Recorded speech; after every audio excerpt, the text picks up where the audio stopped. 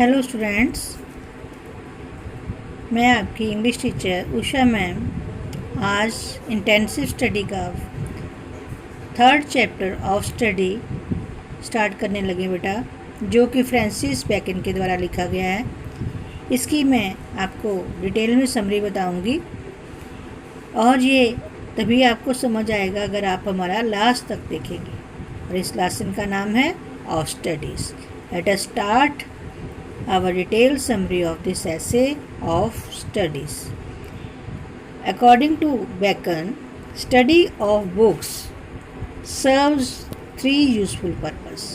बेटा इस स्टोरी में क्या बताया गया है कि बुक्स जो है जिनकी हम स्टडी करते हैं वो तीन तरह के हमारे लिए पर्पस के लिए यूज़फुल होती हैं।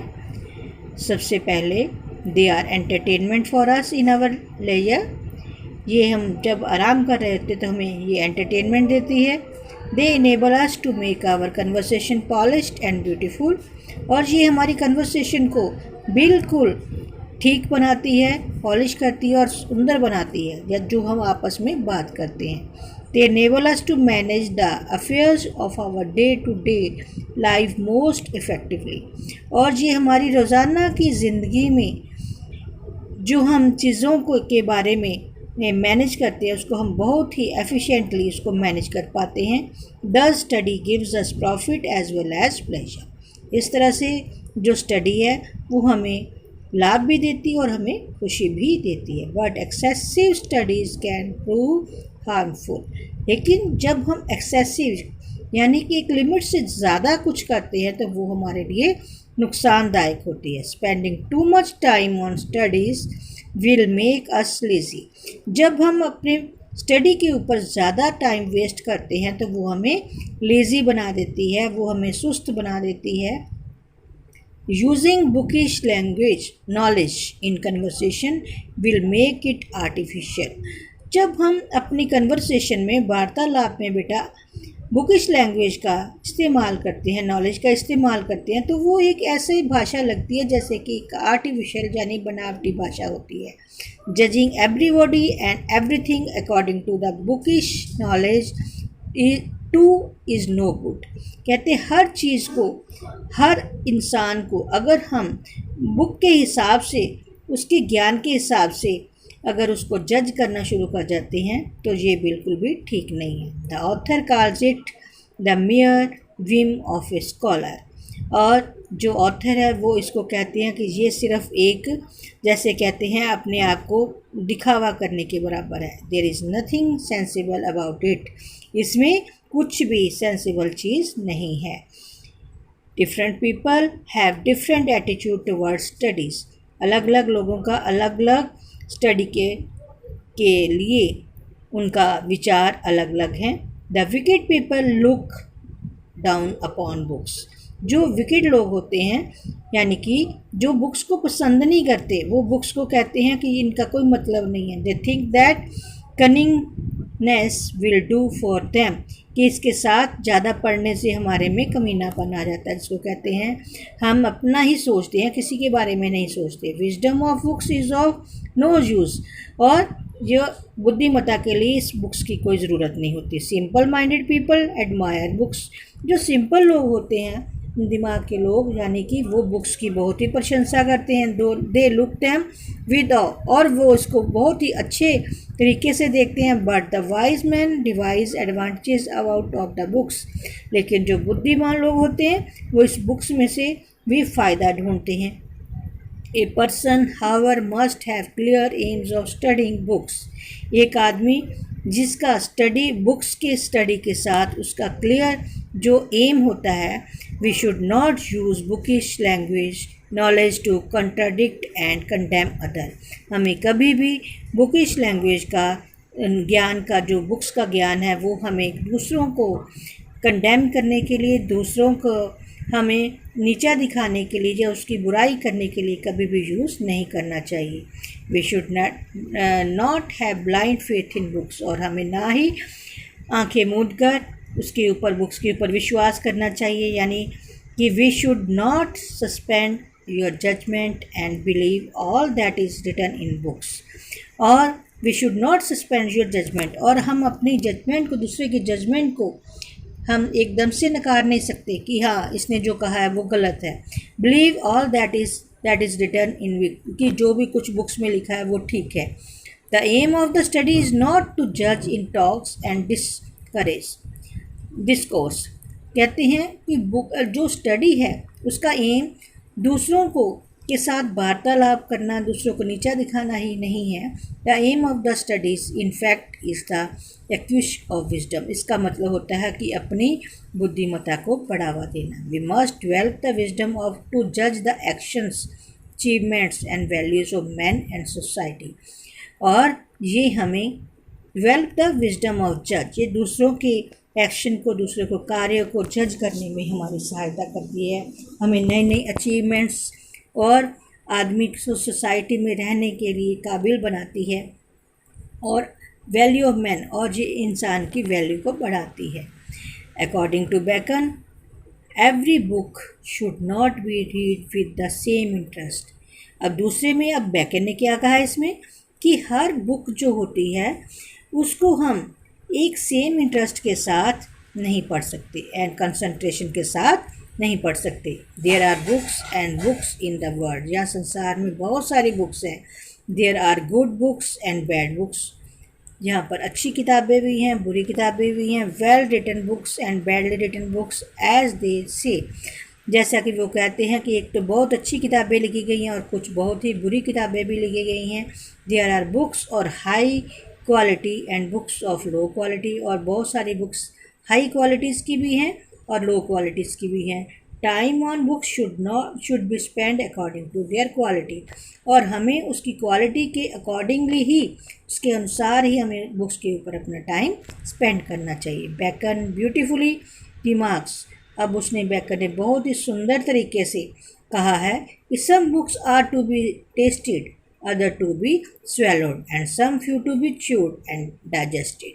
कुछ बुक्स ऐसी होती हैं कि वो अच्छी लगती हैं, कुछ होती है जिनको हम जल्दी जल्दी पढ़ लेते हैं, और कुछ बुक्स ऐसे होते हैं जिनको हमें चूड का मतलब कि अच्छी तरह से उसको डाइजेस्ट करना पड़ता है। चूड मतलब चबाना मतलब का इसका मतलब नहीं आएगा, इसमें होगा कि जिसको कि हम डीपली अच्छी तरह से पढ़ते हैं, गहराई से पढ़ते हैं। It means that some books should be read in parts, कुछ बुक्स को हम पार्ट्स में, हिस्सों में पढ़ते हैं। They are good in parts only, वो सिर्फ हिस्सों में ही अच्छी लगती हैं। Some books should be swallowed, और कुछ बुक्स जो होती हैं हम जल्दी जल्दी पढ़ देते हैं।